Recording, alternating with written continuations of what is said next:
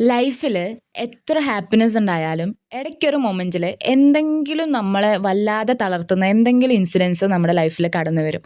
ആ ഒരു ഇൻസിഡൻറ്റ് എൻ്റെ ലൈഫിൽ വരുവാണെന്നുണ്ടെങ്കിൽ ഞാൻ എപ്പോഴും ചെയ്യാറ് കുറേ ഇരുന്ന് കരയും. അത് കഴിഞ്ഞ് കഴിഞ്ഞാൽ പിന്നെയും ഞാൻ കുറേ നേരം ഒറ്റയ്ക്കിങ്ങനെ എന്തേലുമൊക്കെ ആലോചിച്ച് ഓവർ തിങ്ക് ചെയ്ത് അതിനെ അങ്ങനെ അങ്ങ് വലുതാക്കിക്കൊണ്ടിരിക്കുകയായിരിക്കും ചെയ്യുന്നുണ്ടാവുക.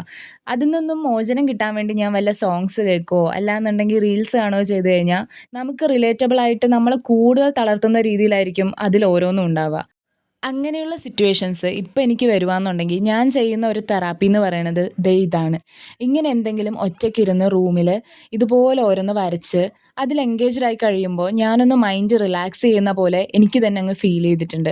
വേറെ ഒന്നും ചിന്തിക്കാതെ ഇത് മാത്രം കോൺസെൻട്രേറ്റ് ചെയ്ത് ചെയ്യുമ്പോൾ മനസ്സിന് നല്ലൊരു സമാധാനം കിട്ടുന്ന പോലെ തോന്നാറുണ്ട്. അപ്പോൾ നിങ്ങൾക്ക് ഇതുപോലത്തെ സിറ്റുവേഷൻസ് ഒക്കെ ഫേസ് ചെയ്യുകയാണെങ്കിൽ നിങ്ങൾ എന്താണ് ചെയ്യാറെന്ന് കമൻറ്റ് ചെയ്യുക.